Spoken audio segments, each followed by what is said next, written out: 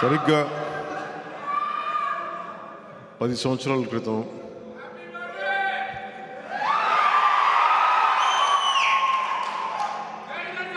అసలే చీకటి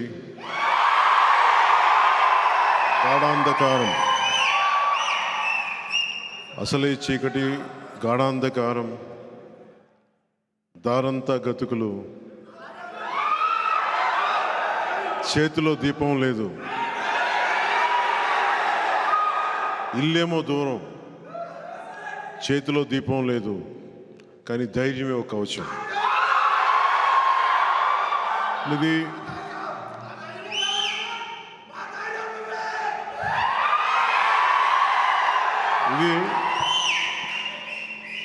ఎందుకు ఈ కవితా పంక్తులు చెప్పాను?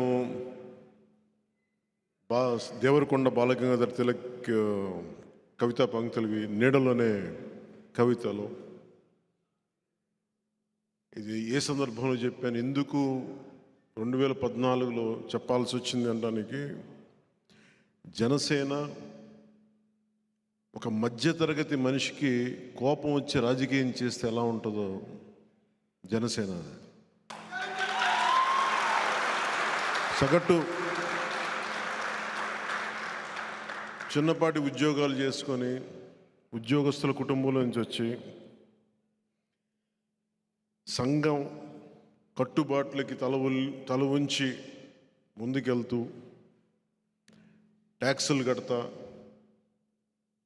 ఎవరిని ఇబ్బంది పెట్టకుండా తనదైన జీవితం బతికే ఒక సగటు మధ్య తరగతి మనిషి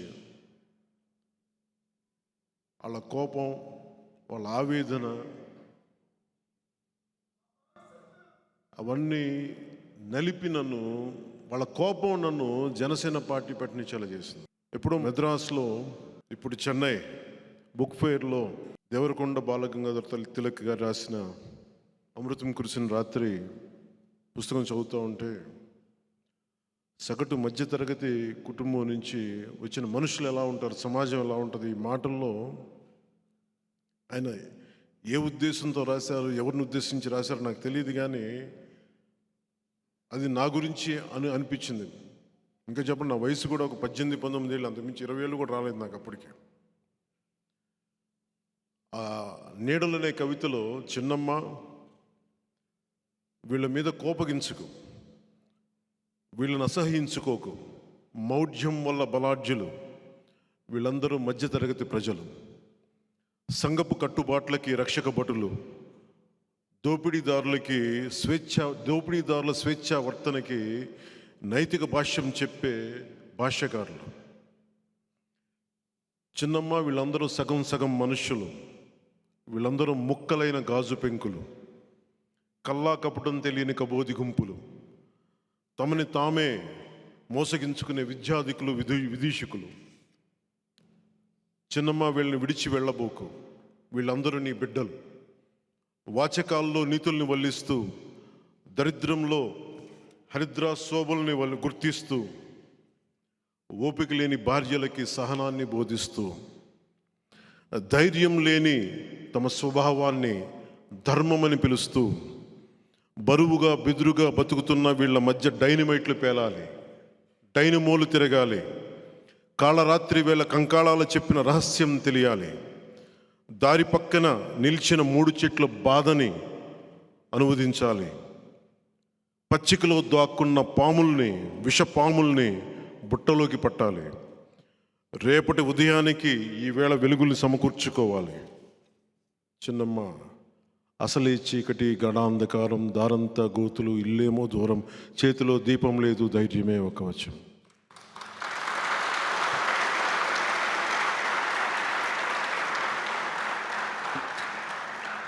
ఈ పదాలు ఈ కవిత నేను చదువుతున్నప్పుడు ఒక సగటు మధ్యతరగతి కుటుంబాలకు చెందిన వ్యక్తిగా, ఒక ఉద్యోగి కొడుకుగా, ఒక సూపర్ స్టార్ తమ్ముడిగా కంటే కూడా నేను ఒక ఉద్యోగి కొడుకుగానే పెరిగాను. నా బాధ, నా వ్యధ అధికారాన్ని దుర్వినియోగం చేసే వ్యక్తులు చేసే తప్పులు,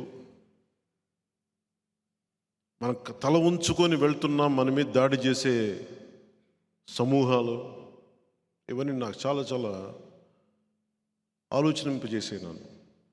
నేను ఏదైనా చేద్దాం అనుకునే తపంతో గోపీచంద్ గారిది అసమర్థుని జీవయాత్ర అని ఉంటుంది. అసమర్థుని జీవయాత్రలో తనను తాను నిందించుకుంటూ ఉంటాడు. ఈ రెండు ఒకే సమయంలో పక్క పక్కన చదివాను. ఒక మధ్యతరగతి మనిషి తాలూకు నిస్సహాయత, తన మీద తన కోపం, ఇవన్నీ నేను అనుకొని వీటి నుంచి ఎలా బయటపడాలని ఆలోచించేవాడు. నా వయసులో తప్పించుకోవడానికి యోగ మార్గానికి వెళ్ళాను. తిరుపతిలోకి వెళ్ళి యోగా చేశాను. ఇందాక చెప్పింది, ధైర్యం లేని స్వభావాన్ని ధర్మం అని నమ్మకంతో యోగ మార్గానికి వెళ్ళిపోయాను. అలాంటి సమయంలో మా అన్నయ్య వచ్చి, నువ్వు నిజంగానే యోగ మార్గంలోకి వెళ్తున్నావా, లేదంటే నువ్వు ఏదైనా బాధ్యతలు తప్పించుకొని తిరుగుతున్నావా అంటే, ఆయన తప్పని చెప్పడానికి నేను ఒక వృత్తిని ఎంచుకున్నాను, యాక్టింగ్ అనే వృత్తిని. కష్టపడ్డాను, నిలబడ్డాను, మీ అందరి అభిమానాన్ని సంపాదించాను. నిజంగా నాకు ఒక సగటు మధ్యతరగతి మనిషికి ఏం ఆశలు ఉంటాయి?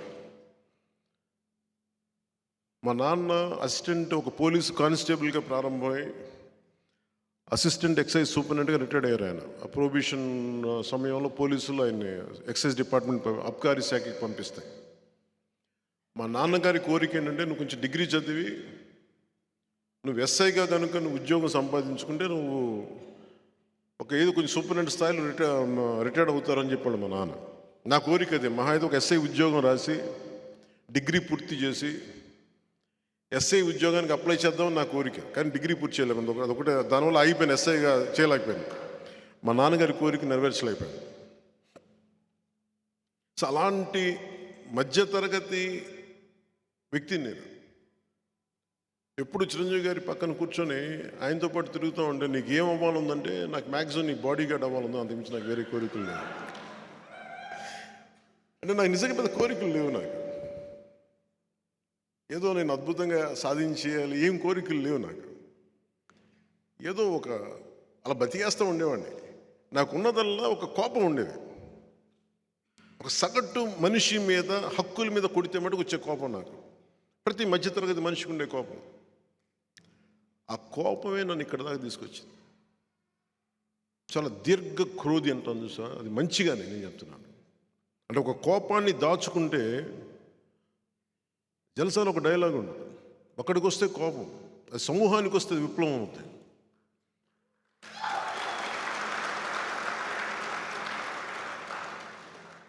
అంటే చాలామందికి అర్థం కాదు. ఈ రోజున మనం మాట్లాడుతూ ఉంటే, ఎందుకు మీతోనే మాట్లాడాలి, ఎందుకు ప్రత్యేకించి సోషల్ మీడియాలో ప్రభావితం చేసే శక్తియుక్తులున్న మీరు శతజ్ఞి అనగానే అందరూ ఏమనుకుంటారంటే, కూర్చోబెట్టి ఒక 10 మంది నా ఎంప్లాయీస్ అనుకుంటున్నారు. శతజ్ఞి అంటే జన సైనికులు, ప్రతి ఒక్కడు, ప్రతి వీర మహిళ, అన్యాయం కోసం తిరగబడ్డ ప్రతి ఒక్కడు శతజ్ఞిలా పేలుతాడు. వైసీపీ వాళ్ళు వచ్చి 5 మంది ఉంటున్న, 10 మంది ఉంటున్న అపార్ట్మెంట్లో దాడి చేస్తే నువ్వు ప్రతి ఊరు ప్రతి వాడవాడ నువ్వు వెళ్ళాలి. శతజ్ఞి అనేది ఒక అపార్ట్మెంట్లో ఉండే శతజ్ఞి కాదు. అది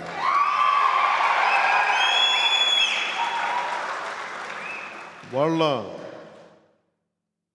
మనస్తత్వానికి మనం ఏం సమాధానం చెప్తాం? ఇది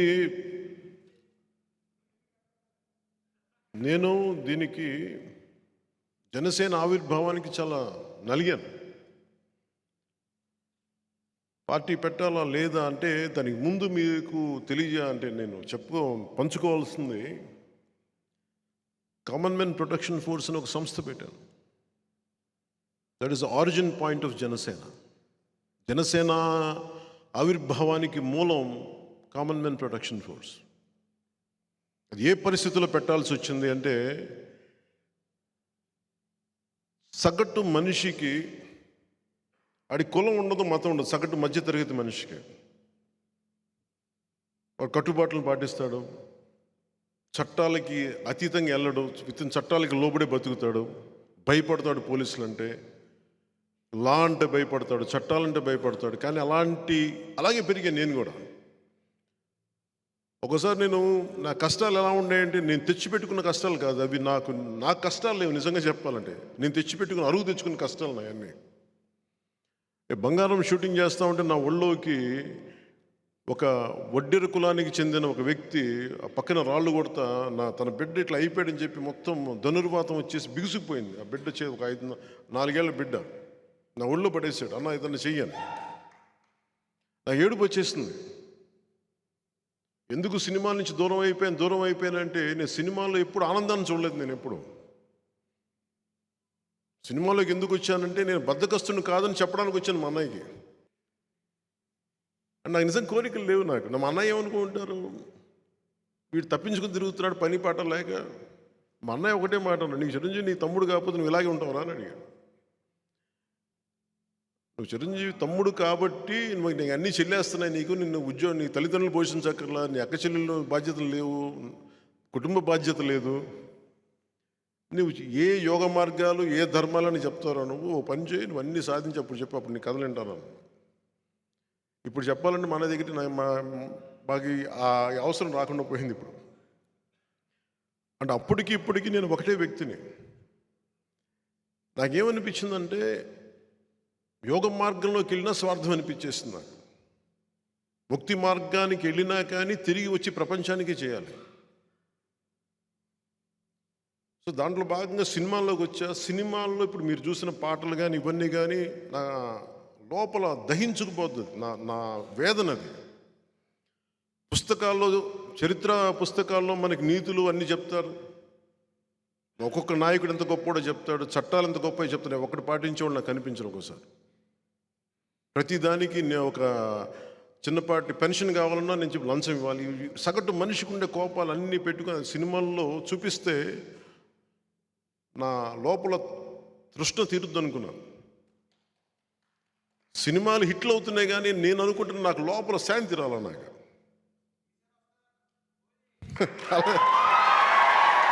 కానీ నేనేం చేశానంటే, ఒక 3-4 సినిమాలు చేసి నేను మా అన్నయ్యకి ఒకటే చెప్పదలుచుకున్నాను. ఆ రోజున నేను బద్దకొస్తుంది కాదు, ఖుషి తర్వాత ఇంకో 3-4 సినిమాలు చేసి 5 సినిమాలు చేసి సినిమాల నుంచి వెళ్ళిపోయి ఏదైనా ఒక ఆశ్రమంలో బతుకుదాం నా కోరిక. అంతమించి వేరే కోరిక లేదు నాకు. భగవంతుడు అది తప్ప నేను అన్నీ ఇచ్చాడు నాకు. నేను కోరుకుంది ఇవ్వలే. నాకు అలాంటి సమయంలో 2006లో అంటే నేను కంసుడు అష్టమ గర్భంలో కృష్ణుడు పుడతాడు, వాడి వల్ల నీకు ప్రాణగండం ఉంటుంది అని చెప్పి పుట్టిన ప్రతి బిడ్డను చంపేస్తారు, ప్రీఎంప్టివ్ స్ట్రైక్ చేస్తాడు. అట్లాగా ఒక కుటుంబంలోంచి ఒక వ్యక్తి రాజకీయాల్లోకి వస్తే మాకు ఇబ్బందులు ఉంటాయి, మాకు పుట్టగతులు ఉన్నవేమో అన్న ఒక భయంతో 2006లో నాకే తెలియజేశాను, ఒకవేళ మీ అన్నయ్య గారు పాలిటిక్స్కి వస్తే మీ కుటుంబాన్ని ఇలా దాడులు చేస్తారు, మీ ఇంట్లో బిడ్డల్ని ఇలా ఇబ్బంది పెడతారు. నాకు తీసుకొచ్చారు. నేను అన్నాను, ఆయన పాలిటిక్స్ రాలేదు కదా, వచ్చిన రోజున చూసుకోండి అన్న, నిన్ను కూడా ఇబ్బంది పెడతారంటే. నా బతుకు బజార్ అయింది, పర్లేదు, మీరు ఏదైనా చేసుకోండి. ఎందుకంటే సినిమాల్లోకి మన గాజువాక సభలో కూడా చెప్పాను, ఎప్పుడైతే జగదాంబ బస్ స్టాండ్లో మా డ్యాన్స్ చేయించారు ఆ రోజు నేను చచ్చిపోయాను. ఆ రోజు నాలో ఉన్న ఆ సిగ్గు మొత్తం చచ్చిపోయింది ఆ రోజు. ఇప్పుడు అందుకే నన్ను ఎవరు తిడతారో నాకేముండదు, ఆ రోజు చచ్చిపోయింది. వీళ్ళు తిడితే నాకెంత.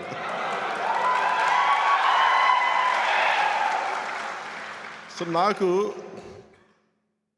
అంటే నిజంగా 2006లో అలా చెప్పి వాళ్ళందరూ కూడా ఇప్పుడు పదవుల్లో ఉన్నారు. వాళ్ళందరూ ఆ మెసేజ్ తీసుకొచ్చిన నిజంగా చేస్తారా అనుకున్నా. ఆ రోజు నుంచి 2008 సమయంలో సంఘటనలు జరిగిపోయినాయి. నేను అందరికీ మొత్తుకుంటూ వచ్చాను, ఎదర్ పాలిటిక్స్ చేద్దాం లేదా వద్దు. బట్ కానీ మనుషులు ఇంత క్రూరంగా ఉంటారా? అధికారంలో ఉన్నవాళ్ళు, ఆ రోజు అధికారంలో ఉన్నవాళ్ళు చేసిన దెబ్బ గాయపరిచేస్తుంది. అంటే దేనికని చూస్తే ఒక సమూహాన్ని ప్రభావితం చేసే ఒక వ్యక్తి రాజకీయాల్లోకి వస్తే మాకు పుట్టగతులు ఉండవని అనే భావనతో పుట్టకముందే చంపే పరిస్థితిని తీసుకొచ్చారు. మా ఇంట్లో అందరూ మంచివాళ్ళు, సగటు మనుషులు. వాళ్ళు కొట్టిన దెబ్బ నేను తట్టుకోలేకపోయాను. నేను చూసే వాళ్ళకి నేను చాలా ఆవేశపరుల్లా కనిపిస్తాను. అనాలోచితంగా చేశానేమో అనిపిస్తేమో అలా కొన్ని సమయాల్లో. ఏమి కోరుకోను, నాకేం ఉండదు కోరిక. అలాంటి సమయంలో నేను నాకున్న ఇష్టమైన రివాల్వర్ని, నా ప్రాణ రక్షణ కోసం కొనుక్కున్న ఒక రివాల్వర్ని కామన్మెన్ ప్రొటెక్షన్ ఫోర్స్ అని పెట్టి ఇచ్చేసాను. దేనికి ఇచ్చానంటే ఈ రోజు నుంచి నాకు ప్రాణ రక్షణ అవసరం లేదు, బతికిన ప్రతిరోజు బతికినట్టే అంతే. కానీ వాళ్ళు వ్యక్తుల సమూహం నాకు అనవసరం. ఒక వ్యక్తి, ఒక పార్టీయా, ఒక కుటుంబమా, ఒక వర్గమా నాకు అనవసరం. ఒక సగటు మనిషి మీద పుట్టిన దెబ్బ అది. నాలాంటి వాళ్ళు చాలా చోట్ల ఉంటారు అని చెప్పి కామన్మెన్ ప్రొటెక్షన్ ఫోర్స్ పెట్టి ఆ రోజు నాకు ఎవరైతే అండగా ఉన్నారో అదే వ్యక్తులు ఈ రోజున జనసేన పార్టీకి మూలస్తంభాలయ్యారు. 150 మందితో ప్రారంభించాం.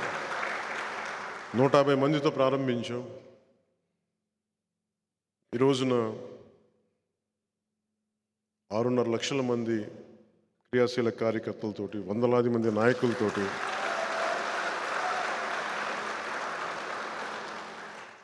2014 మార్చి ఒక హోటల్లో పెడితే ఒక దశాబ్దం తర్వాత 2014 మన సొంత ఆఫీసులో పెట్టుకున్నాం. ఇలాంటి పరిస్థితుల్లో చాలా నలిగాను నేను. ఒక ఆశయం కోసం వచ్చిన వాడిని ఓడిపోతే నాకు ఎలా అనిపించిందంటే శూన్యం అనిపించింది. నేనేం ఆశించలా. ఎందుకంటే 2010 నేను ఎప్పుడు మీరు గుర్తు తెచ్చుకుంటే మీరు 2014లో 25 సంవత్సరాల ప్రయత్నం ఇదని చెప్పాను. నేను చాలా ఆలోచించే చెప్పాను.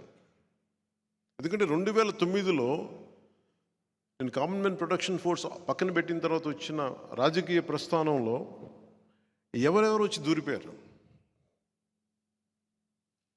18 మంది ఎమ్మెల్యేని గెలిచిన తర్వాత కూడా నిలబెట్టుకోలేకపోతే నాకు అనిపించింది పార్టీని నడపలేమని చెప్పి వచ్చిన వ్యక్తులు ఈ రోజున మంత్రి పదవులు అన్నీ పడతా ఉండి నాకు అనిపించింది ఒక బలమైన సర్పాన్ని కూడా చలిచీమలు చంపేస్తాయి అనడానికి నిదర్శనం ఆ ప్రయాణం. అలాంటి చలిచీమలు నేను పక్కన పెట్టుకోలేదు. అలాంటి చలిచీమల్ని నేను అధికారం కోసం పెట్టుకోలేదు, మార్పు కోసం వచ్చాను. ఆ మార్పు ఎలాంటిదంటే సగటు మనిషి ధైర్యంగా సమాజం మీద అన్యాయం జరిగితే తిరగబడేలాగా. ఒక సుగాలి ప్రీతి తల్లి వచ్చి అన్న నా బిడ్డ అన్యాయానికి గురి చనిపోయిందన్న అంటే ఆ తల్లి కోసం తిరగబడే అంత ధైర్యం ఇవ్వడం కోసం వచ్చాను నేను సమాజంలోకి. తద్వారా అధికారం వస్తే సంతోషం, కానీ అధికారం లేకపోతే మేము ఏం చెయ్యం అనే పరిస్థితి నుంచి నేను పక్కన పెట్టేశాను. ఉన్న ప్రభుత్వం ప్రామిసులు చేసి మరి అధికారంలోకి వచ్చి మీకు ఇన్ని చేస్తామంటే వాళ్ళ గోడు వినకపోతే జనవాణి కార్యక్రమం నేను ఆ గోడు విన్నాను. నేను చేయగలిగిందంత చేశాను. దానికి 2014 నుంచి 19 వరకు నేను కన్స్ట్రక్టివ్ రోలే ఆడడానికి నిర్ణయించుకున్నాను. ఓట్లని చీల్చేయడం, ఎందుకంటే ఒక సగటు మధ్యతరగతి మనిషి దృష్టిలో పెట్టుకుని చేశాను. అది ఓట్లని చీల్చేయడం ఈజీ, తేలిక. వైసీపీ పార్టీ మీద కానీ జగన్ మీద కానీ నాకు వ్యక్తిగతంగా ద్వేషం లేదు. నాకు వాళ్ళ విధానాల మీద నాకు విసుగు. ఇంకెవడు బతకూడదు, మేమే బతకాలి, మా గుంపే బతకాలంటే వాళ్ళు కుదరదు. అందరూ బతకాలి, మేము బతుకుతాం, మీరు మమ్మల్ని తొక్కేస్తే మటుకు అదాపాతాలని తొక్కేస్తాం. వాళ్ళు ఇప్పుడు దాకా రౌడీలను చూసుండొచ్చు, రాజకీయ నాయకులను చూసుండొచ్చు, కానీ ఒక మధ్యతరగతి మనిషి తిరుగుబాటు చేస్తే ఎలా ఉంటుందో రుచి చూడలేదండి. వాళ్ళందరూ ఏమనుకున్నారు 2006లో, 2008, 2009లో, 2014 వరకు నేను భయపడతాను అనుకుంటారు. మీరు కొట్టే కొద్దీ ఇంకా నేను బలం పెరిగిపోతున్నాను, దెబ్బ పడే కొద్దీ. ఒక శిల్పాన్ని చెయ్యాలంటే దెబ్బ పడే కొద్దీ, ఒక అందమైన ఆకృతిని చెయ్యాలి అంటే ప్రతి దెబ్బ, ఉలి దెబ్బ అనవసరమైన ముక్కను తీసేస్తే, అలా మీరు కొట్టే ప్రతి దెబ్బ నాలో అనవసరమైన ముక్క నేను వదిలేసుకుంటాను. నింగిలోకి వెళ్ళే రాకెట్ ఆ పేలోడ్ని వాడుకొని ఎట్లా నింగిలోకి వెళ్తాను, మీరు కొట్టే ప్రతి దెబ్బ నేను అలా వాడుకొని పైకి ఎదుగుతాను, ఎక్కి అధాపత్రం తొక్కేస్తాను. ఇదే నిర్ణయించుకున్నాను. ఇది ఈ దశాబ్ద కాలంలో నానా మాట్లాడినారు, పిచ్చి తిట్లు తిట్టారు. నా ఇంట్లో వాళ్ళు అడుగుతూ ఉండరు, నువ్వు ఎందుకు రాజకీయాల్లోకి వెళ్ళావు? ఈ రోజున మొన్న యాక్చువల్గా ఈ మీటింగ్ ఎందుకు ప్రారంభించినా కూడా కారణం చెప్తాను.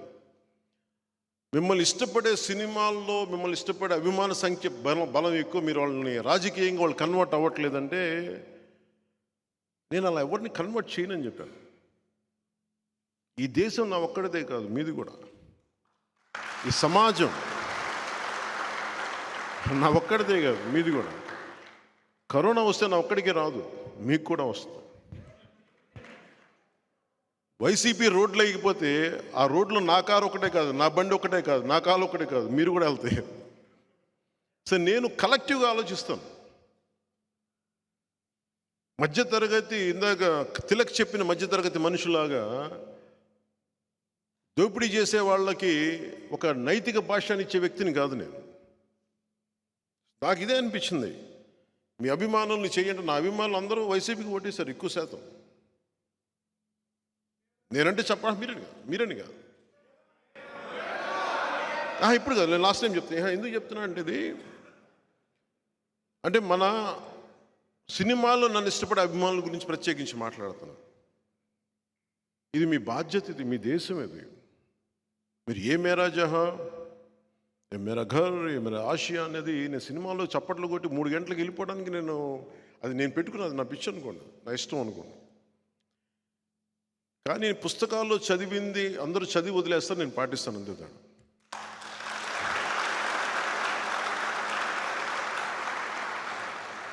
ఇది నేను పెట్టుకుంది ఎక్కడ మారాలి, ఇది ఒక ప్రయత్నం అయితే చేద్దాం. ప్రతి ఒక్కరు ఏమంటాం, సినిమాలో జరిగింది మనకి నిజ జీవితంలో జరగదు. ఎందుకు జరగదు? ఇదే సినిమాల్లో మీరు గంగతో రాంబాబు ఇది గంగవరం వస్తుంది. మత్స్యకారుల గురించి మాట్లాడే గంగ అంటే గంగవరం వస్తుంది తప్ప కెమెరామెన్ గంగతో రాంబాబు రావట్లా. అంటే నేను అందులో ఒక సీన్ ఉంటుంది కదా, మీరు అందరూ రండి అని సినిమాలో ఎక్కువ చెప్తే అది చాలామంది అనుకోవచ్చు అలా నిజంగా వస్తారా అని. సినిమాల వరకు సాధ్యమే కానీ నిజ జీవితంలో జరుగుద్దా అని చాలామందికి ఒక ఇది ఉంటుంది. అది పవన్ కళ్యాణ్ జీవితంలో అయితే జరుగుతుంది. ఇది అంటే నేను ఏం ఆశించను. Be the change you want to be. నువ్వు ఏ కళ అయితే కంటున్నావో ఆ కళ నువ్వుగా, ఏది అనుకుంటున్నావు, సమాజం ఎలా ఉండాలనుకుంటున్నావు అది నువ్వుగా. నేను ఎవరిని ఏం అడగల, ఎవరిని ఏం ఆశించను. నాతో పాటు నడవమని చెప్పను, నాతో పాటు పోరాటం చేయమని చెప్పను. నేను నడుచుకుంటూ ముందుకెళ్తాను. మనలాగా వాళ్ళ గ్రాఫిక్స్ లేవు, మనం ఉన్నవాళ్ళే. మన గ్రాఫిక్స్ పెట్టుకోవాల్సిన అవసరం, మన గ్రాఫిక్స్ సినిమాలో, వాళ్ళ గ్రాఫిక్స్ పాలిటిక్స్లో అది తేడా.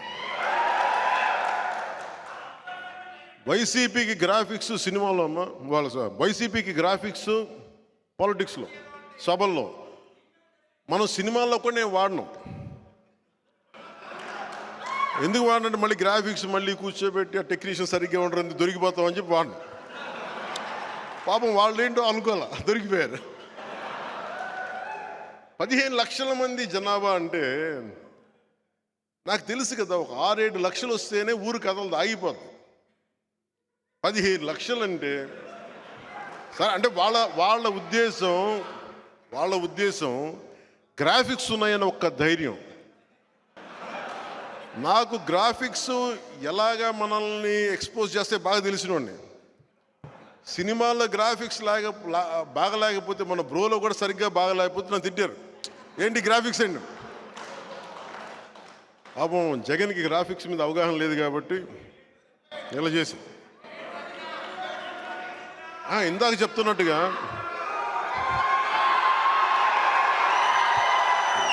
ఇందాక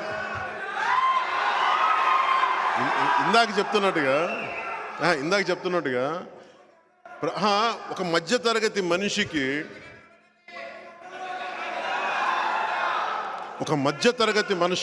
కోపం వస్తే వాడు తిరుగుబాటు చేస్తే ఎలా ఉంటుందో వైసీపీ వాళ్ళకి విశాఖపట్నం చూపించాం. ఒక మధ్యతరగతి మనిషికి కోపం వస్తే నువ్వు ఆంధ్ర తెలంగాణ బోర్డర్ లాపితే ఎలా ఉంటుందో చూపించాం.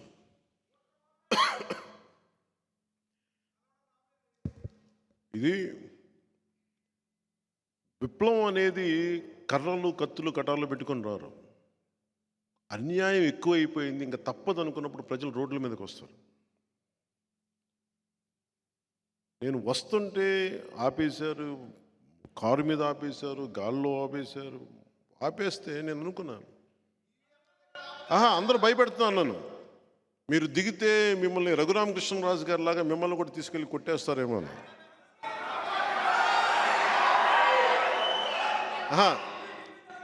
అలాగే ఆ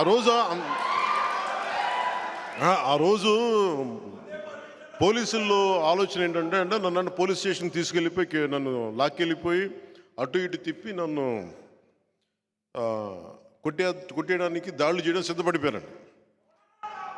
అలాగే అంటే నేను పెట్టుకుంది ఏంటంటే, అరే ప్రాణం తెగించి వచ్చి నాకు మీరు ఒంటి మీద దెబ్బ పడి తర్వాత చూద్దాం మీ సంగతిని. అంటే వాళ్ళకి అర్థం కాదు, వైసీపీ గుండాలకు అర్థం కాని విషయం ఏంటంటే, మీరు ఎప్పుడన్నా సరే నా మీద దాడి చేయాలనుకున్న గుర్తుపెట్టుకోండి, 2008లో నేను తుపాకీ ఇచ్చేసి వచ్చాను. దాని అర్థం ఏంటంటే ప్రతిరోజు 24 గంటలు బతుకుతాను. ఆ రోజు బతికానా, ఆ రోజు ఇంటికి వెళ్ళాను అంతే. నా మీద మీరు అలాంటి ఊహిస్తే పర్యవసానం మీ ఊహకే వదిలేస్తున్నాను. అంటే నిజంగా సినిమా అనేది నేను బేసిక్ సినిమా యాక్టర్ని కాదు. నాకు సినిమా అంటే చాలా ఇష్టం, కళ అంటే చాలా గౌరవం. నాకు కళ అంటే లలిత కళ కాదు, కళ. అంటే నేను ఈ 10 ఏళ్లలో ఒక్కొక్క ఇన్సిడెంట్ తలుచుకుంటే, ఇప్పుడు నన్ను ఎవరన్నా పార్టీ పెట్టమంటే నేను ఆలోచిస్తాను. ఇప్పుడు నేను పార్టీ పెడతావా అని ఇప్పుడు ఎవరు నన్ను అడిగితే నాకు కొంచెం ఆలోచిస్తాను. నాకు దెబ్బ తగలాలి అంటే, నిజంగా చెప్పాలంటే నాకు ఇప్పుడు ఇంకా దెబ్బలు తగిలినాయి.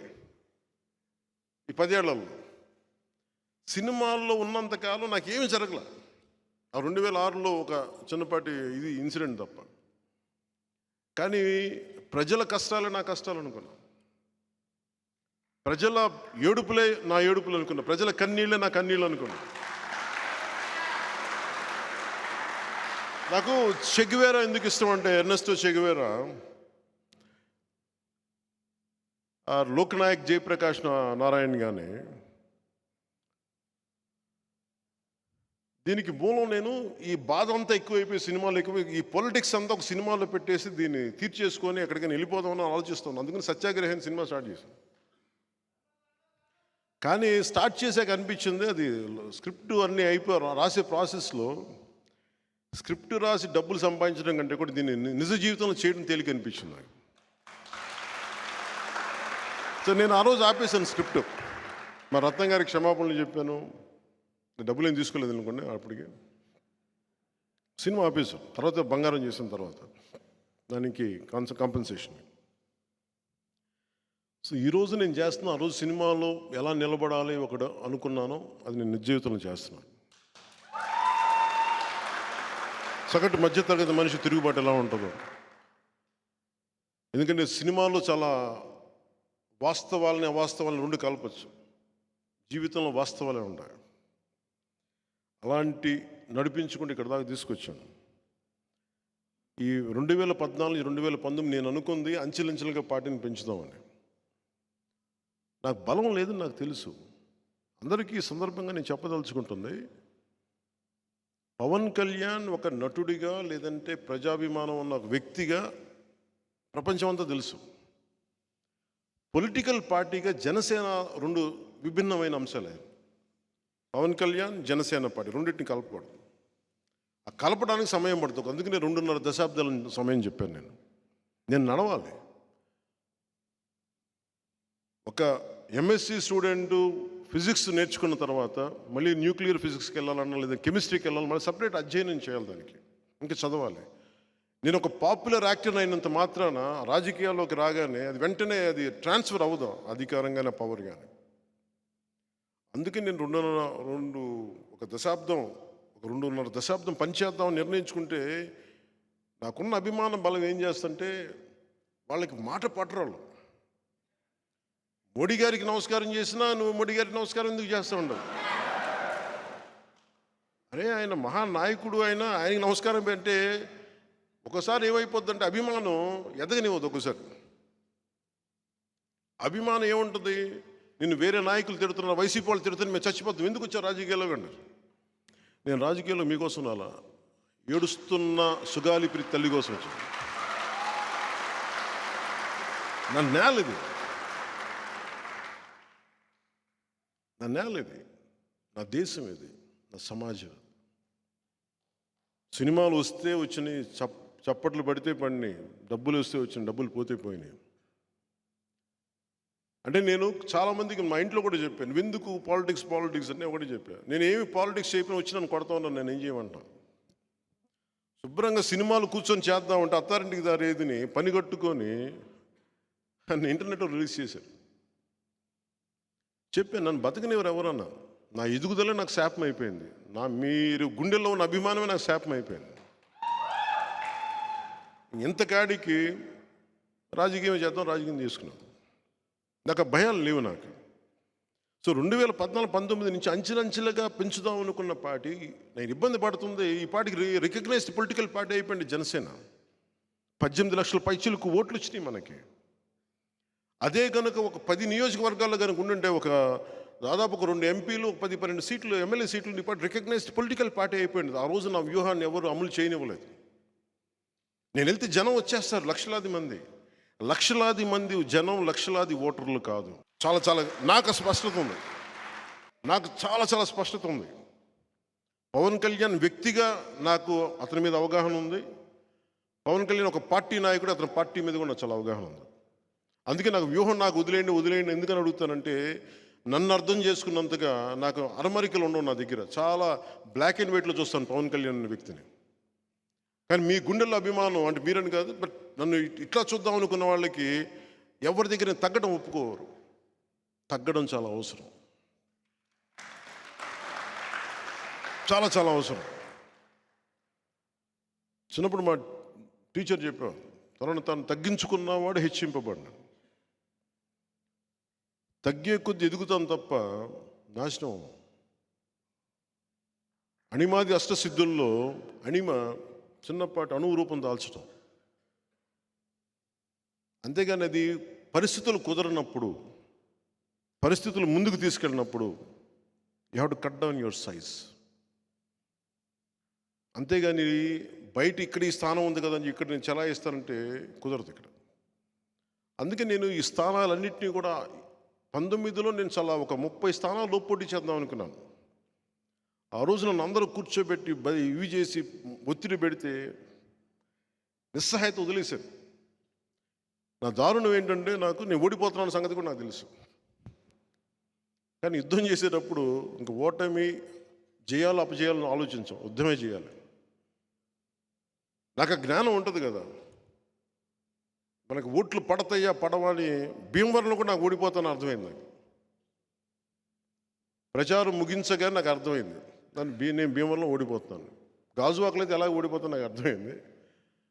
భీమవరం ప్రచారం నాకు అర్థమైంది, ఓడిపోతాను. వీటన్నిటిని తట్టుకొని సినిమాలన్నీ ఆపేసుకొని డబ్బులు లేక కొన్ని నేషన్ వైడ్ ఫిల్మ్స్ తీయగలిగే కేపబిలిటీస్ ఉండి, ఇంత అభిమాన బలం ఉండి నేను అనుకుంటా ఉన్నా, ఒకడికి ఇంత పిచ్చి మంచిదా అని అనుకున్నా. ఓడిపోయిన తర్వాత సమాజం మీద కానీ దేశం మీద ఇంత పిచ్చి మంచిదా అనుకున్నా. కానీ భగవంతుడు నాకు ఒకటే చెప్పాడు, అది నీ బాధ్యత, నువ్వు నిర్వర్తించు. కర్మయోగి నువ్వు, అంతే చేయాలి. కర్మయోగమే చేయాలి, ఫలితం నీకు అనవసరం. పార్టీని ఎలా నడపాలో నాకు తెలియలేదు, డబ్బులు ఎక్కడి నుంచి వస్తాయి. అలాంటి సమయంలో నాకు వెన్నంటి ఉన్న నా స్నేహితుడు, నా సన్నిహితుడు అయిన త్రివిక్రమ్ శ్రీనివాస్ గారికి మనస్ఫూర్తిగా ధన్యవాదాలు తెలుపుతాను. అంటే నేను సమాజం కోసం ఆలోచిస్తే నా కోసం ఆలోచించేవాడు ఒక ఉండాలి కదా. అలాగా వచ్చి నా కోసం ఒక వకీల్ సాబ్ అనే సినిమా చూపించి, ఇది బాగుంటుందేమో చూడండి అంటే, అలాగా వచ్చి ఒక 3-4 సినిమాలు చేశాం. నా కోసం ఆయన స్క్రిప్ట్ రాసి, ఆయనకి ఏమాత్రం నేను పాలిటిక్స్కి వెళ్ళడం ఇష్టం లేదు ఆయనకి. కానీ నా వ్యధ భరించలేక ఆయన జల్సాలో కూడా ఆ ఇంటర్వెల్ సీను నా కోపం, అది సగటు మనిషి తాలూకు కోపం, ఇంటర్వెల్ సీన్ అది. నేను చిన్నప్పుడు ఒక టీన్స్లో ఈ ఉద్యమాల వైపు వెళ్ళిపోదాం అనుకునేవాడిని. ఆ కోపం అట్లాగే ఉండిపోయి నా వ్యధ చూసి ఆయన కనీసం ఇతనికి సినిమాలు ఈ డైలాగులు రాసేస్తే ఇక ఆగిపోతాడేమో, పాలిటిక్స్ వెళ్ళడేమో అనుకొని జలసాల డైలాగులు రాశారు. దాని తర్వాత ఇంకా పెట్టిరిగిపోయాను నేను. సో సినిమాలు ఆగట్లా, ఇంకా ఆయన చేతులతో వదిలేసారు, మీ ఇష్టం, మీరు ఏం చేసుకున్నా వాళ్ళగా. అది అనడానికి తప్పదు కాబట్టి ఇంక ప్రయాణంతో ఆయన నన్ను భరిస్తూ ఉంటాడు. అలాగే నన్ను అండగా ఉన్న, చాలాసార్లు అనిపిస్తుంది, నా కుటుంబం నన్ను ఎంత అర్థం చేసుకున్నారో నాకు తెలియదు, నా రక్తం ఎంత అర్థం చేసుకున్నారో తెలియదు. మారుమూల ఎక్కడో ఆదిలాబాద్లో ఒక తాండాలో ఉండే ఒక తల్లి, ఒక యువకుడు, నిర్మల్లో ఉండే ఒక యువకుడు, ఇక్కడ మారుమూల శ్రీశైలం అడవుల్లో ఉండే ఒక చెంచు యువకుడు, రాజోల్లో ఒక 2 బిడ్డలున్న ఒక ఆడబిడ్డ. మీరందరికీ నేను ఎంత తేలిక అర్థమవుతానంటే గుండెల్లో పెట్టుకుంటారు మీరు నన్ను. నేను చెప్పకర్లా, నేను ఏంటో నేను చెప్పకర్లా, కానీ ఒకసారి మా ఇంట్లో వాళ్ళకి నేను చెప్పుకోవాల్సి వస్తుంది నేనేంటో. బంధం దగ్గర కొద్దీ చూడటం కష్టంగా ఉంటుంది. మీరు దూరం నుంచి చాలా ట్రాన్స్పరెంట్గా, చాలా పారదర్శకతతో చూస్తారు మీరు. నన్ను మోడీ గారికి అర్థమవుతాను, మీకు అర్థమవుతాను, నాతో పాటు పనిచేసే కొద్ది మందికి నేను అర్థం కాను. ఎందుకు అర్థం కానంటే నా మీద ఆశ ఉంది. ఒక కప్పు కాఫీ ఇచ్చి కూడా ఎమ్మెల్యేలు ఆశిస్తారు నా దగ్గర. ఒక ఆరెంజ్ జ్యూస్ ఇచ్చి కూడా నా మీద నువ్వు ఎమ్మెల్యే అయిపోవాలని ఆశిస్తారు నా మీద.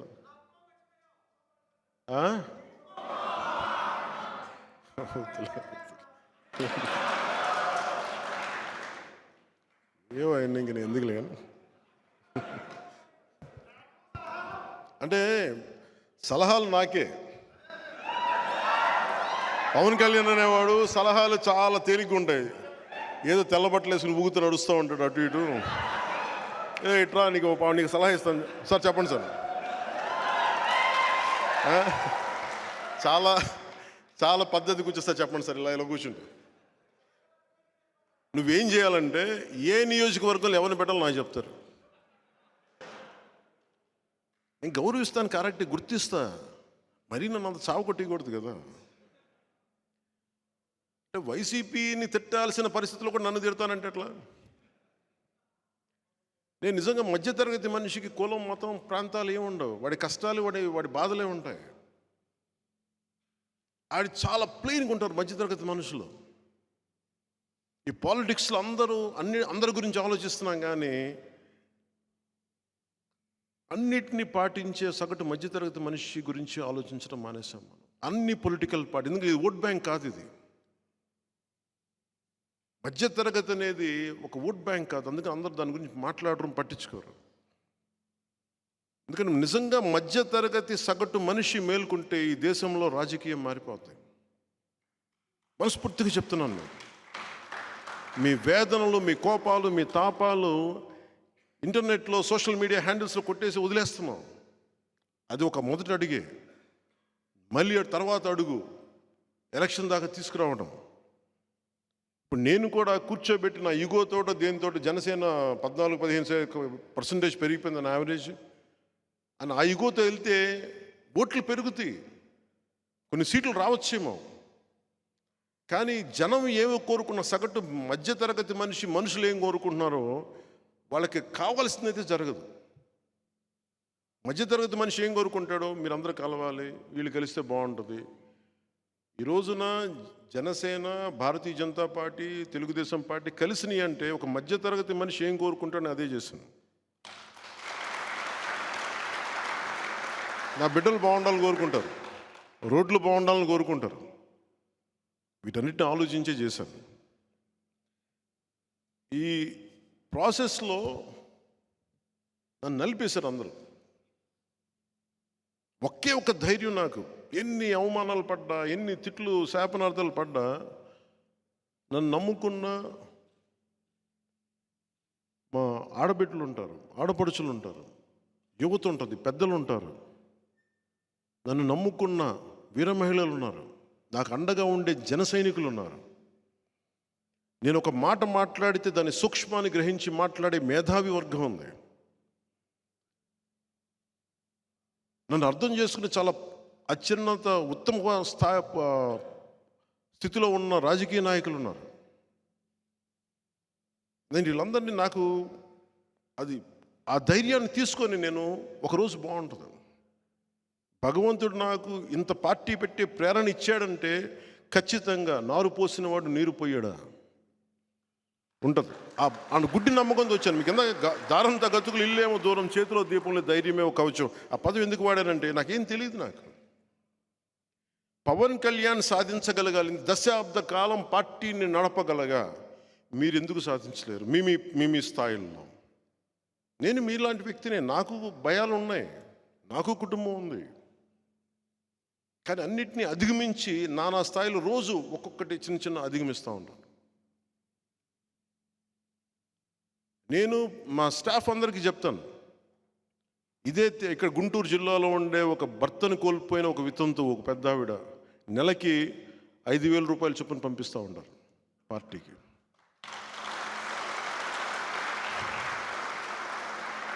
రాజోల్లో రోజుకి 500-600 సంపాదించే ఒక కూలి, ఒక రైతు కూలి, రోజుకి అతను కోరికంటే 100 రూపాయలు జనసేనకి పంపించడం.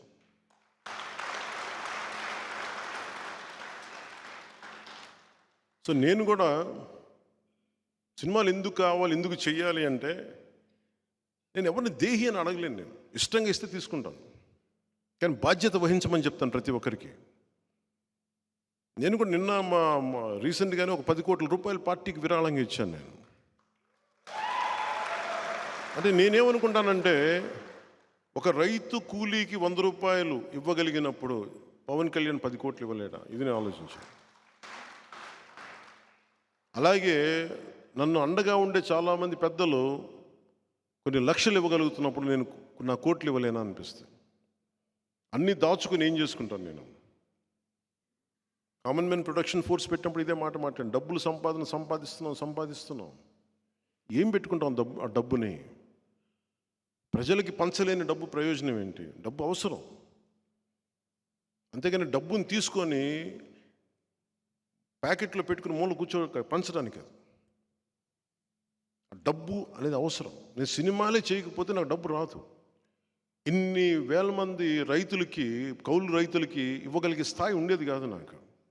సో డబ్బు సంపాదన చాలా అవసరం. ఇది ఎందుకు చెప్తున్నాను ఈ మాట అంటే, వెల్ఫేర్ వర్సెస్ డెవలప్మెంట్. వెల్ఫేర్ అంటే ప్రజల తాలూకు సమాజం, వాళ్ళకి కష్టాలకి మనం అండగా ఉండటం, వాళ్ళు చేయలేని పరిస్థితుల్లో ఉన్నప్పుడు మనం చేయూతనివ్వడం. అలాగే అభివృద్ధి కూడా కావాలి. అభివృద్ధి అనేది మనం సింపుల్గా చెప్పాలంటే, నేను సినిమా చేస్తే వచ్చిన డబ్బుని వెల్ఫేర్ అనే కౌలు రైతుల ద్వారా నేను ఇస్తాను. నేను దాన్ని అసలు సినిమాలే చేయలేకుండా ఎక్కడి నుంచి తీసుకురాను డబ్బులు? అభివృద్ధి అనేది లేకుండా ఎక్కడ పథకాలు ఇస్తాం? ఇది ప్రతి మధ్యతరగతి మనిషి ఆలోచిస్తూ ఉన్నాడు దేశంలో.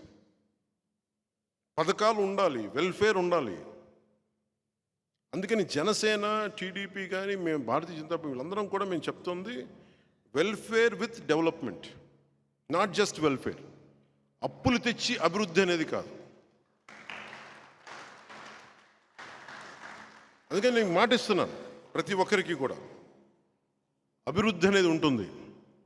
దాంతోపాటు జగన్ చేసేదానికంటే కూడా 10 ఎక్కువే ఉంటుంది. కానీ ఎందుకంటే మాకు అవసరాలు లేవు. ఒక 10 లక్షల రూపాయలు 10,000 కోట్లు డబ్బు వస్తే రాష్ట్ర ఖజానాలోకి 10,000 కోట్లు వస్తే పాపం జగన్ 5,000 కోట్లు ఉంచుకుంటాడు. ఒక 5,000 కోట్లు దాంట్లో ఒక 500 కోట్లు మిగతా వాళ్ళకి పంచాలి. 4,500 కోట్లులో 500 కోట్లు సిద్ధం సభలకి, ఇంకో 450 కోట్లు సిద్ధం అన్న పోస్టర్లకి,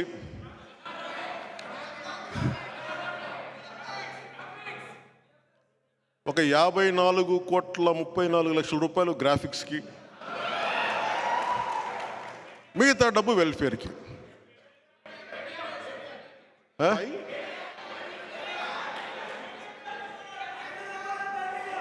₹5 పేటిఎం బ్యాచ్ ఉంటుంది.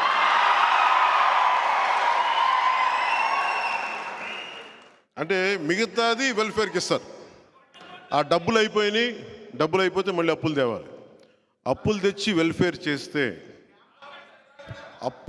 వెల్ఫేర్ చేసుకుంటూ వెళ్ళిపోతే ప్రతి ఆటో డ్రైవరు, ప్రతి మహిళ, ప్రతి ఒక్కరూ కూడా తాడేపల్లి ప్యాలెస్ని మన శ్రీలంకలో ప్రెసిడెంట్ ప్యాలెస్లో ఎలా వాడుకుంటారో అలా వాడుకుంటారు. ఇది సరదాగా మాట్లాడుకుంటున్నాం అని కాదు, కానీ శ్రీలంక ఒక అధ్యక్షుడికి జరిగినప్పుడు ఆంధ్రప్రదేశ్ ముఖ్యమంత్రికి జరగదని గ్యారంటీ అండి. అంటే నువ్వు కూర్చోబెట్టి భయపెట్టేద్దాం అంటే కుదరవు. జనం తిరగబడితే ఎలా ఉంటుందో ఆంధ్ర తెలంగాణ బోర్డర్లో చూశారు. ఈ ప్రభుత్వమే చూసింది. అర్ధరాత్రి 2:30-3 గంటలకి పసిబిడ్డలను వేసుకొని 20 ఏళ్ళ ఆడపిల్లలు మ్యాక్సీలు వేసుకొని నిద్ర నుంచి అట్లాగే వచ్చేసి నన్ను తీసుకెళ్తుంటే ఆపేశారు. అది నా మీద నాకు మద్దతు ఎన్ని పక్కన పెడితే వాళ్ళకి ప్రభుత్వం ఏదైనా కోపం కూడా అది. సో ప్రజలు తిరగబడితే వచ్చే కోపం మామూలుగా ఉండదు, ఎవరు తట్టుకోలేరు. వైసీపీ నేను 2014-9 నుంచి మిమ్మల్ని భరిస్తూ ఉన్నాను, గుర్తుపెట్టుకోండి. ప్రత్యేకించి మిమ్మల్ని మీ జగన్ వర్గీయుల గురించి చెప్తున్నాను. నాకు కొత్త కాదు మీతో గొడవ. భవిష్యత్తులో ఎప్పటికీ సిద్ధం. మీరు నేను చెప్తున్నా సిద్ధం అని.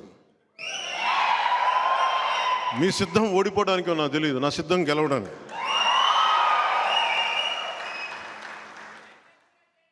లీడర్షిప్ ఎలా ఉండాలంటే నేను ఓడిపోయినప్పుడు నాకు మీరే గుర్తొచ్చారు. అంటే చేసిన ఒక తప్పు ఎక్కడికి కర్మ కట్టేయాలి. ఈ నెలలో 2009లో మేము పార్టీని నిలబెట్టుకోలేకపోతే దానికి శిక్ష నాకు పడింది. నేను భరించాను. అది తప్పు చేశాం, క్షమించమని 2 చేతులతో అడిగాను. ఓడిపోయిన తర్వాత అడిగాను. ఇదే దీంట్లో. అలాగే జగన్ చేసిన కర్మలో తప్పులు తప్పించుకోలేరు ఎవరు తప్పించుకోలేరు. ఇంతమందిని ఏడిపించి ఇంతమందిని కన్నీళ్లు పెట్టిన ప్రభుత్వం కూలిపోవడం ఖాయం. అలాగే లీడర్షిప్ ఎప్పుడు కూడా కరేజ్, ధైర్యం చాలా అవసరం. మేము పాటించేది సమాజం నిలబడాలి, విడిపోకూడదు, కొట్టుకోకూడదు, కులాలు కలవాలని కోరుకునేవాడిని. దానికి మానవత్వం, ధర్మం వచ్చే ధైర్యం వేరు. గొడవకు కూడా ధైర్యం కావాలి, జగన్కు కూడా ధైర్యం కావాలి, వైసీపీ గుండాలకు కూడా ధైర్యం కావాలి. కానీ ఆ ధైర్యానికి, జన సైనికుల ధైర్యానికి, వీర మహిళల ధైర్యానికి చాలా తేడా ఉంది. మన ధైర్యం ఏం చేస్తుంటే ఒంటరిగా ఉన్న సింహం నక్కల్ని, తోడేళ్ళని, పెద్ద పుల్లని చీల్చి చెండాడే ధైర్యం మంది. విచక్షణ ఉన్నది మంది. దేనికి చేస్తున్నాం? సమాజాన్ని కలపడానికి యుద్ధం చేస్తున్నాం. సమాజంలో శాంతి సుస్థిరతని కాపాడడానికి యుద్ధం చేస్తున్నాం. దీని నుంచి వచ్చే ధైర్యం వేరు. జగన్ది అధికార దాహం, అధికార మదం. వీళ్ళకి దానికి కూడా ధైర్యం కావాలి. అలాంటి ధైర్యాన్ని ఎదుర్కోవాలంటే జనసేన లాంటి స్ఫూర్తితో ఉన్న, ధైర్యంతో ఉన్న సమూహమే కావాలి. దీనికి అన్ని పార్టీలకి గుర్తుపెట్టుకోండి, 5 సంవత్సరాల్లో అన్ని పార్టీలకి జనసేన వెన్నెముకలో నిలబడింది. ధైర్యం ఇచ్చాం, మనం నిలబడ్డాం. దురదృష్టవశాత్తు అది మనం ఒక్కళ్ళమే దాన్ని సద్వినియోగం చేసుకుంటే ఖచ్చితంగా మనకి అలయన్స్ లేకుండా అధికారం స్థాపించే స్థాయి ఉండేది. కానీ లీడర్షిప్ చాలా త్యాగంతో కూడుకున్నది. 2 సార్లు టీలు కాఫీలు అందించేసి రోజు నా ఆఫీసులో తిరుగుతా ఎమ్మెల్యేలుగా అయిపోవాలనుకునే వ్యక్తులు చాలా కష్టం. ఇది 2009 కాదు, 2024, 2014 నుంచి స్టార్ట్ చేశాను. అలా కాఫీలు టీలు అందించి పెన్ను పేపర్లు పట్టుకొచ్చి ఎమ్మెల్యేలు అయిపోయిన మంత్రులు కూడా ఉన్నారు ఇప్పుడు వైసీపీలో. వాళ్ళని కాదు, అది అర్థం అవ్వాల్సిన వాళ్ళకి అర్థమవుతుంది. ఎందుకు చెప్ప అలాగే నేను ఈరోజు కూడా మీకు మాట ఇస్తున్నాను. నా చుట్టూ కోటరీ కట్టలేరు. నేను ఎప్పటికప్పుడు బద్దలు కొడుతూ ఉంటాను. నేను 10 రోజులు ఇటు తిరగగానే నా చుట్టూ ఒక కోటరీ ఏర్పడిపోతుంది. నాకు తెలుసు, ఇంకెవరిని బయట వాళ్ళని రానివ్వరు. నేను మళ్ళీ అది బద్దలు కొడుతూ ఉంటాను. అందుకని పని చేసే వాళ్ళని ఖచ్చితంగా గుర్తిస్తాను. నేను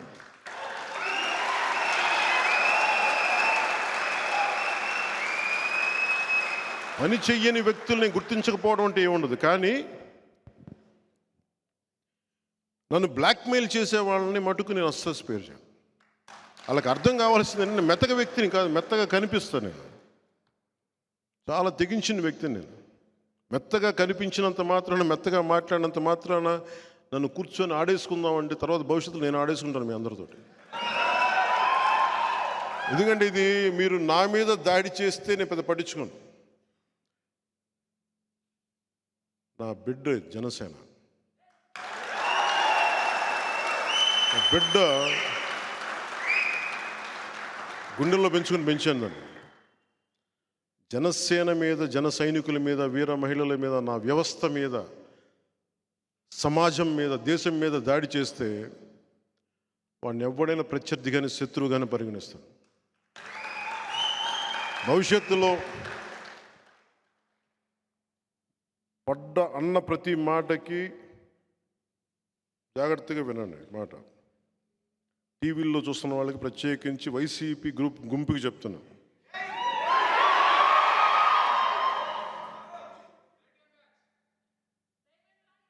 వాళ్ళ గురించి అంత మాటలు ఆలోచించండి. వాళ్ళు చాలా చిన్న మనుషులు. మీరు అనవసరంగా వాళ్ళని పెంచి పెద్ద చేస్తారు. ఈ వైసీపీకి నన్ను బద్నాం చేద్దామని ఆలోచించే ప్రతి ఒక్కరికి కూడా చెప్తున్నాను, భవిష్యత్తులో ఎవరిని వదలం. గుర్తుపెట్టుకోండి.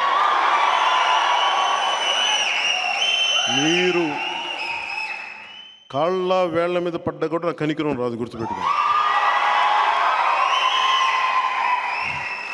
ఎవరన్నా సరే నమ్మక ద్రోహం చేశారా, అస్సలు వదిలేదు. ఎందుకంటే నేను చేసేది యుద్ధం. ఇది ఎవరిని స్పేర్ చేయను. నేను చేసేది యుద్ధం. ఇది మన పార్టీలో ఉండి కోవట్లుగా వెళ్ళిపోతానంటే అలాగే 2019లో చాలామంది యువ నాయకత్వానికి సీట్లు ఇచ్చాను నేను. బాగా పనిచేశారు. ఒక పంచకర్ల సందీప్ కానీ నిలబడ్డా, ఒక టీసీ వరుణ్ కానీ, మేము తెలియపోవచ్చు. అనంతపురం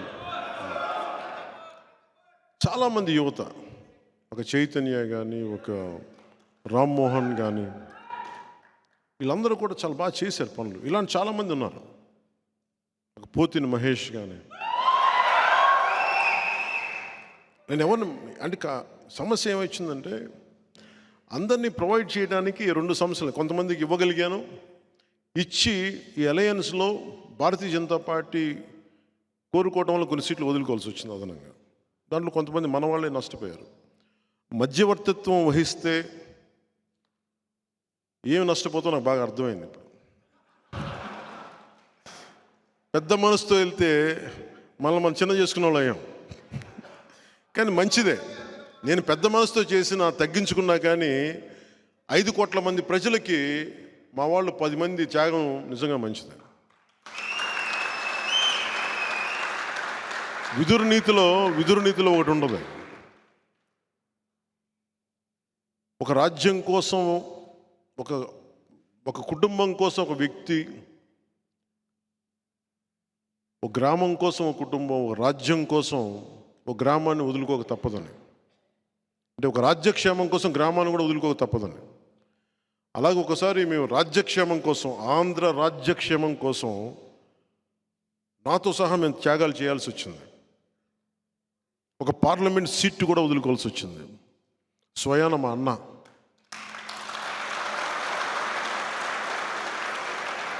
మా నాగబాబు, నాకు హిస్టరీ పాఠాలు నేర్పించిన నా టీచర్, నాని పాల్కీవాల్ అనే గొప్ప లాయర్ని నాకు పరిచయం చేసిన వ్యక్తి, ఒకలాగా నా టీచర్. నాకు ఆయనకి మాట ఇచ్చి కూడా నేను ఈ పొత్తులో దాన్ని త్యాగం చేయక తప్పలా. అలాంటిది మా అన్న ఈరోజు పొద్దునే లెటర్ పంపించాడు. ఏం పర్లేదు, నేను నీకు అండగా ఉంటాను. నువ్వు చెప్పిన 21 నియోజకవర్గాల్లో, అంటే నువ్వు చెప్పిన 21 నియోజకవర్గాల్లో మనందరి అభ్యర్థుల కోసం కృషి చేస్తాను. నువ్వు ఎక్కడైతే అలయన్స్ పార్ట్నర్స్ ఉన్నారో ఎక్కడికి వెళ్ళమంటో అక్కడికి వెళ్ళి నేను పనిచేస్తానని మనస్ఫూర్తిగా మా అన్నయ్య నాగబాబు గారికి నన్ను అర్థం చేసుకున్నందుకు ప్రత్యేకంగా నా కృతజ్ఞతలు. అది ఇవి ఎందుకు చెప్తున్నానంటే, త్యాగాలు చేయకుండా ఎవరూ లేవు. వీటన్నిటి వెనక రాష్ట్రం బాగుండాలని ఒక ప్రయోజనం.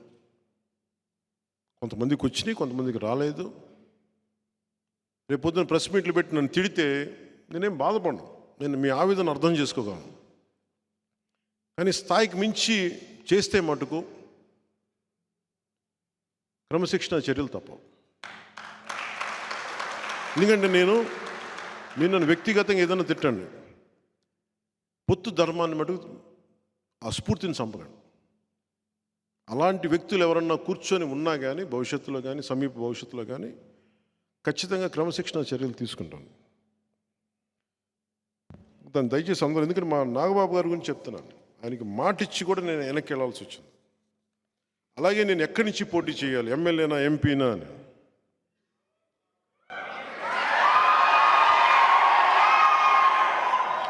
మీరు చెప్పండి. ఒక నిమిషం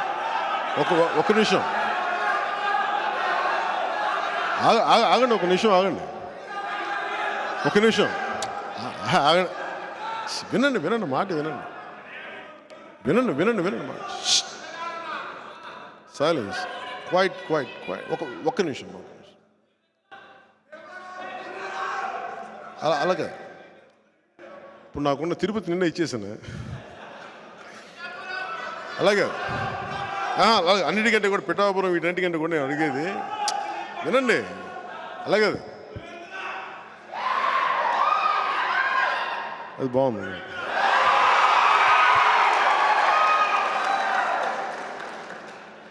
ఇది నేను పోటీ చేద్దాం అనుకుంది ఎమ్మెల్యేగానా ఎంపీగానా అని అనుకున్నాను. సమస్య ఏముందంటే, చాలామంది పెద్దలను కోరుకున్నారు మీరు రెండిట్లో పోటీ చేయమని. కానీ కన్ఫ్యూజన్ ఏముంటుందంటే, క్రాస్ ఓటింగ్ ఉంటుందా, నిలబడతామా లేదా, ఇవన్నీ ఉన్నాయి. సో అది ఎలా చేద్దాం ఏంటి అనేది ఇంకొద్ది రోజుల్లో ఒకటైతే ఖచ్చితంగా చెప్పగలను. నిన్న భీమవరం పులపర్తి ఆంజనేయులు గారికి ఇచ్చాను. తిరుపతి ఏమో మన జంగం శ్రీనివాసులు గారికి ఇచ్చాను. గాజువాకేమో తెలుగుదేశం వాళ్ళు తీసేసుకున్నారు అనుకుంటాను ప్రస్తుతానికి. సో పోనీ పిఠాపురం తీసుకుందామంటే మా ఉదయ్ ఉన్నాడు ఇక్కడ. సో ఉదయ్ని ఏం అడగాలో తెలియట్లే. సో ఉదయ్ని అడిగి పిఠాపురం ఖాయం చేసుకోమని చెప్తాను.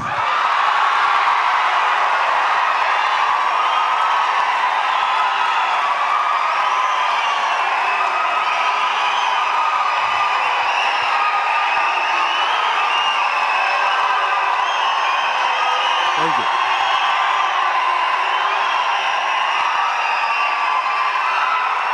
పిఠాపురం నేను 2009 నుంచి కూడా 2009 నుంచి కూడా 2009 నుంచి కూడా అందరూ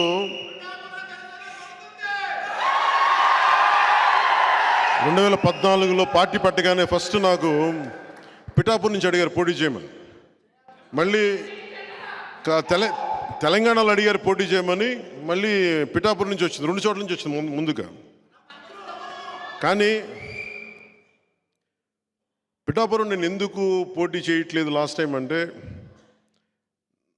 నేను రాష్ట్రం కోసం ఆలోచించేవాడిని. నేను నిజంగా చెప్పండి, నా ఎన్నికల గురించి నేను ఎప్పుడు ఆలోచించలే. నేను మ్యాక్సిమం అనుకున్న అనంతపురం అర్బన్కి నిలబడదాం, వల్ల అనంతపురం జిల్లాలో నిలబడదాం. అందుకు 2015లో పార్టీ ఆఫీస్ అక్కడి నుంచే ప్రారంభించాను. మంగళగిరి నుంచి ప్రారంభించాలి, అక్కడి నుంచి ప్రారంభించాను, అనంతపురం నుంచి. కానీ దాన్ని ఇప్పుడు నేను ఒక బాధ్యతను మోస్తున్నప్పుడు, నేను ఒక బాధ్యత ఇచ్చినప్పుడు దాన్ని మోసుకెళ్లే వ్యక్తుల సమూహం లేదు నాకు అక్కడ. అందుకని వదిలేయాల్సి వచ్చింది. జనసేన పవన్ కళ్యాణ్ పిఠాపురం నుంచి పోటీ చేస్తున్నారు.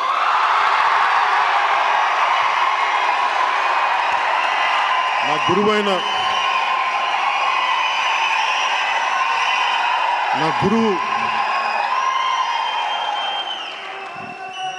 దత్తాత్రేయుల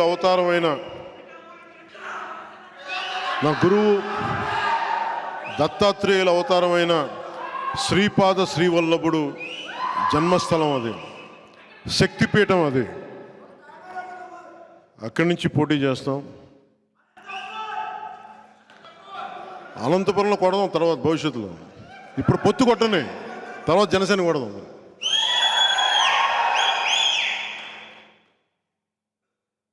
ఎంపీగా పోటీ చేయాలా లేదా అనేది కొద్ది రోజుల్లో అంటే నాకేం అదే ఇవన్నీ ఎస్లు ఉన్నాయి, నోలు ఉన్నాయి. అది ఎట్లాగనేది నాకైతే మనసులో ఎమ్మెల్యే ఉంది.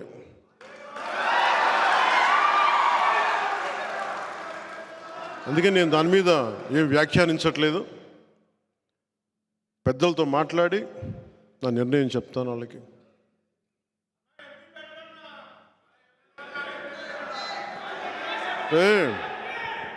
అంటే సీఎం అంటే సెంట్రల్ మినిస్టర్, ఆ మాట కోసమా మీరు?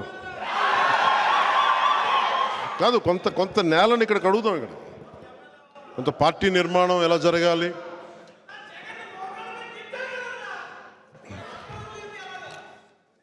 ఎక్కడికి అంటే ఇవన్నీ కూర్చోబెట్టుకొని ఇవన్నీ ఈసారి 21 స్థానాలకి పరిమితం అయిపోయినా కానీ, మొన్నదాకా 98% స్ట్రైకింగ్ రేట్ అని చెప్పా.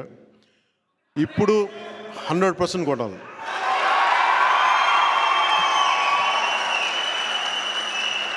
పొత్తులో ఉన్న మద్దతుదారులకి, తెలుగుదేశం మద్దతుదారులకి, భారతీయ జనతా పార్టీ మద్దతుదారులకి ఈ సభావేదికని పురస్కరించుకుని, అలాగే మన మద్దతుదారులందరికీ, ప్రజాస్వామ్యాన్ని నిలబడాలని కాంక్షించే ప్రతి ఒక్కరికి కూడా నా విన్నపం,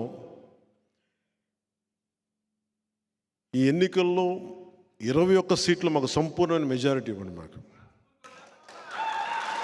సంపూర్ణమైన మెజారిటీ ఇవ్వండి. ఎందుకంటే నేననేవాడిని పార్టీ పెట్టి నడిపితే ఇక్కడ దాకా పట్టుకొచ్చాం. 21 సీట్లు వస్తే ఏ స్థాయిలో చూపించగలను, నాకు ఒక్క అవకాశం ఇవ్వమని కోరుకున్నాను. నేను జగన్ లాగా ఏమీ పని చేయకుండా ఒక్క ఛాన్స్ అని అడగట్లా, జగన్ లాగా. నాకు మీకు 10 సంవత్సరాల తర్వాత ఇప్పుడు నోరు తెరిచి అడుగుతున్నాను, మా 21 సీట్లని, మా పొత్తుని గెలిపించండి. ప్రతి యువతి యువకులకి, పెద్దలకి, పిన్నలకి, అందరికీ కూడా చేతులెత్తి, గుంతెత్తి, నోరెత్తి, చేయెత్తి అడుగుతున్నా, అభ్యర్థిస్తున్నా, మా పొత్తుని గెలిపించాలి, జనసేనని గెలిపించాలి. ముగింపు వాక్యాలుగా ఇల్లేమో దూరం అని చెప్పాను కదా, ఇప్పుడు 10 సంవత్సరాల తర్వాత అధికారం అనే ఇల్లు కనుచూపు మేరలో ఉంది. ఒకప్పుడు దీపం లేదు, కానీ ఇప్పుడు చేతిలో వెలుగులు విరజమ్మే కాగడం ఉంది. గుండెల నిండా ఒక పవన్ కళ్యాణ్కే కాదు ధైర్యం, మొత్తం సమూహానికి ఉంది ధైర్యం. మనం కాకపోతే ఇంకెవరు, జనసేన కాకపోతే ఇంకెవరు. సో మనస్ఫూర్తిగా మీ అందరికీ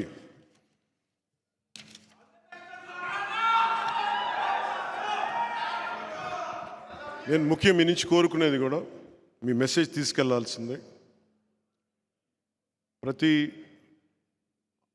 నా దగ్గర హిందూ ధర్మం, ఇస్లాం, క్రిస్టియానిటీ సపరేట్గా ఉండదు. నేను మానవతావాదిని, జాషువా విశ్వనరుణ్ణి. దాశరథి కృష్ణమాచార్య ఆ పోరాట స్ఫూర్తిని నింపుకున్నవాడిని. గుంటూరు శేషేంద్ర శర్మ తాలూకు గుండెల్లో ఉండే ధైర్యాన్ని నింపుకున్నవాడిని. శ్రీశ్రీ విప్లవాన్ని, తిలక్ తాలూకు వేదనని, వీళ్ళందరినీ గుండెల్లో పెట్టుకున్నవాడిని. నా వల్ల ఈ సమాజానికి మేలే చేస్తాను తప్ప చెడు చేయను.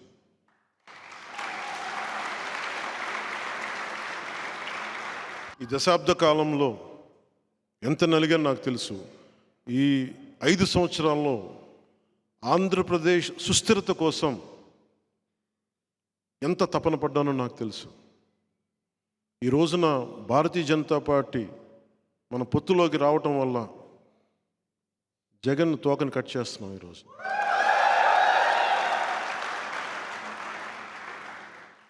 కాకపోతే ఇక్కడి దాకా తీసుకురావడానికి చాలా చాలా నలిగాం, చాలా చాలా ఇబ్బందులు పడ్డాం, త్యాగం చేశాం. ఇది అందరూ గ్రహిస్తారని, దీన్ని గుర్తిస్తారని వ్యక్తిగతంగా నేనేం గుర్తింపు కోరుకోను. కానీ రాష్ట్ర ప్రయోజనాల కోసం అందరం కలిసికట్టుగా ఉండాలి. Beyond caste, beyond creed, beyond religion, beyond region, we all should be as one. ఒకళ్ళే.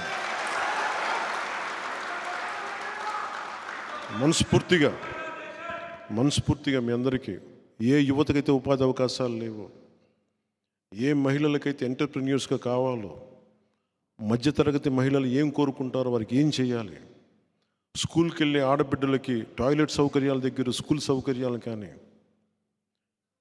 అన్ని కులస్తులకి అండగా ఉండేలాగా నేను ఎప్పుడు మీకు అందుబాటులో ఉంటాను. ప్రతి ఒక్కరికి చెప్తున్నాను. ఈ రోజున నేను జనవాణి కార్యక్రమం ఈరోజు అధికారంలో లేనప్పుడు ఈరోజు తిరిగాం.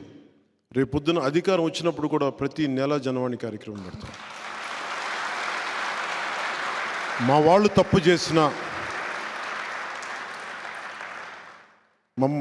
తప్పు చేసినా అది మీరు నా దృష్టికి తీసుకొస్తే మేము కరెక్ట్ చేసుకుంటాం.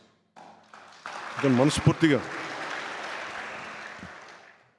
ప్రతి ఒక్కరికి వచ్చిన మీ అందరికీ ప్రతి ఒక్కరికి ధన్యవాదాలు తెలుపుకుంటూ, ప్రత్యేకించి భవిష్యత్తులో వచ్చే సభలో చెప్తాను దివ్యాంగులకు సంబంధించి ఎలాంటి ఆలోచనలు ఉన్నాయి, రైతాంగానికి సంబంధించి ఎలాంటివి ఉన్నాయి, పెద్దలకి, అలాగే ఉద్యోగస్తులకి, టీచర్లకి, యువతకి, మహిళలకి, డ్వాక్రా మహిళలకి,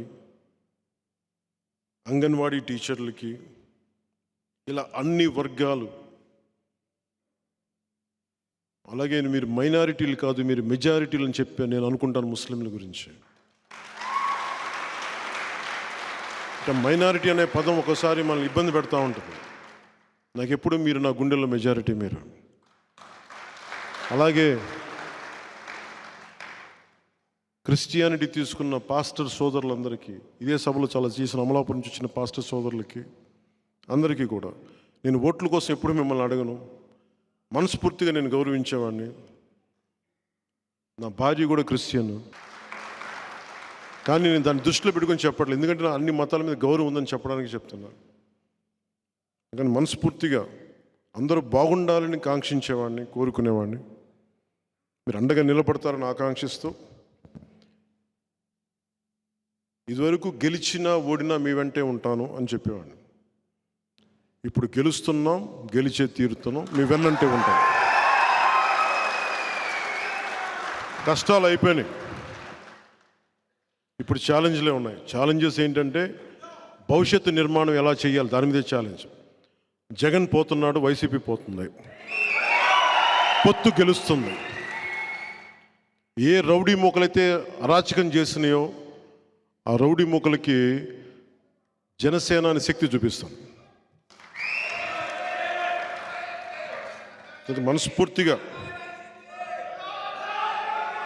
మనస్ఫూర్తిగా మీ అందరికీ ఈ మెసేజ్ అంతా మీ మాధ్యమాల ద్వారా బయటికి తీసుకెళ్ళండి. ఎక్కువ మందిని ఓటింగ్ తీసుకొచ్చేలా చేయండి. 18 సంవత్సరాలు నిండిన యువతి యువకుల్ని పొత్తుకేసేలా మీరు మాట్లాడండి, కన్విన్స్ చేయండి. ఆంధ్రప్రదేశ్ రాష్ట్రాన్ని చీకటి నుంచి వెలుగులోకి తీసుకురండి. మనందరి బాధ్యత ఇది. నా బాధ్యత నేను నిర్వర్తిస్తున్నాను. మీ బాధ్యత మీరు, మనందరి బాధ్యత ఎవరి కాళ్ళు నిర్వర్తిద్దాం. సోషల్ మీడియా గురించి. సోషల్ మీడియా ఒక గ్రేట్ టూల్. అది కత్తిని తీసుకెళ్ళి జగన్ చేతిలో పెడితే బాబాయ్ని చంపేస్తాడు.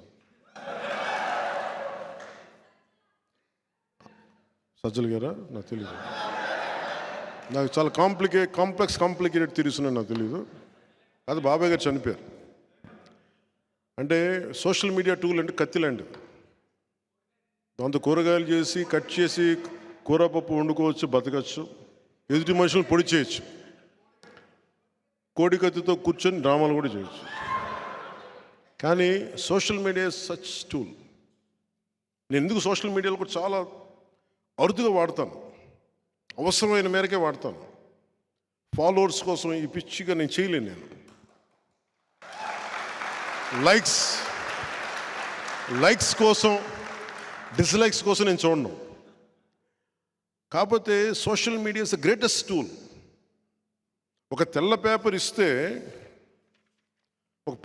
దాని మీద ఒక కవి రాస్తే, శ్రీశ్రీ రాస్తే మహాప్రస్థానం వస్తాయి. జగన్కి ఇస్తే బూతులు వస్తాయి. So social media is such a great tool. మీరు విదేశాల్లో కూర్చొని ఇక్కడది మీరు నిర్ధారించకండి.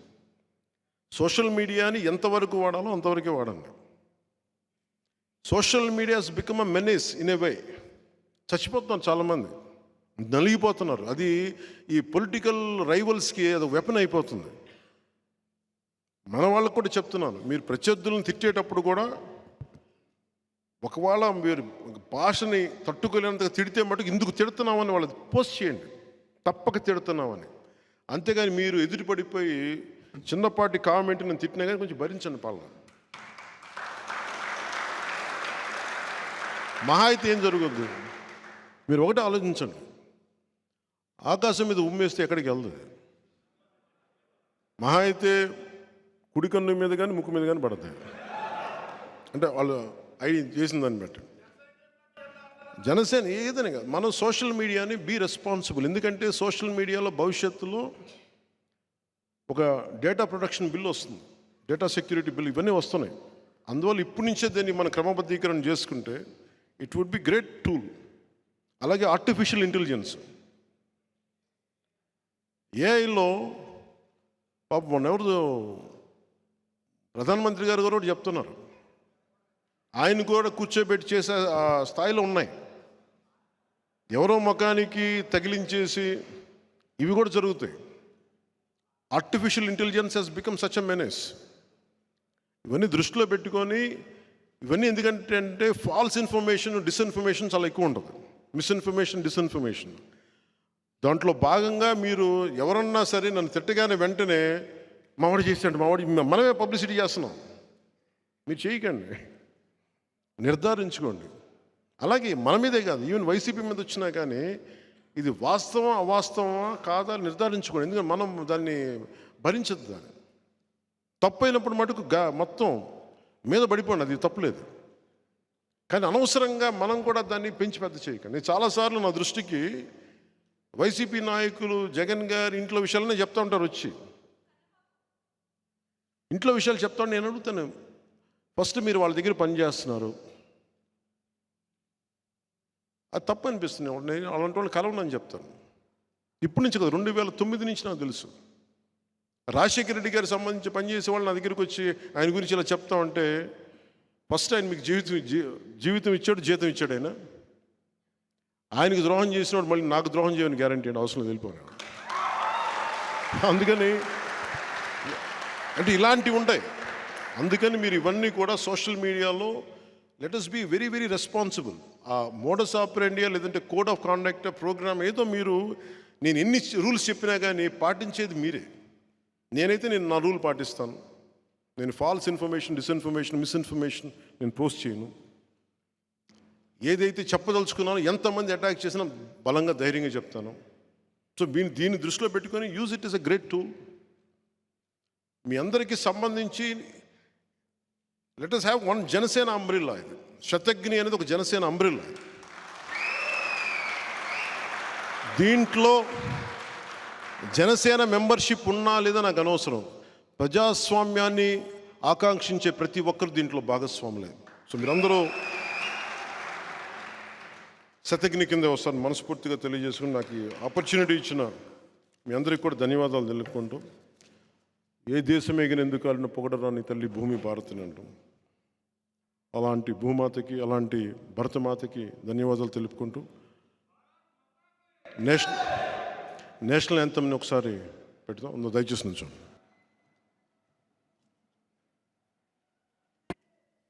जनगण मन अधिनायक जय हे भारत भाग्य विधाता। पंजाब सिंध गुजरात मराठा द्राविड उत्कल बंगा, विंध्य हिमाचल यमुना गंगा उच्चल जलधि तरंगा।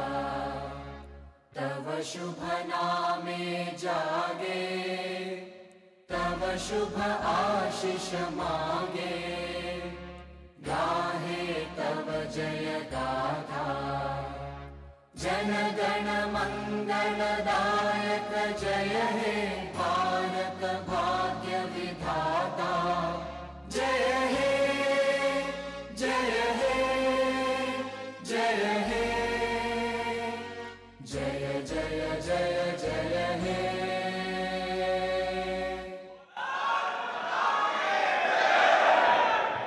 भारत माता की जय हिंद।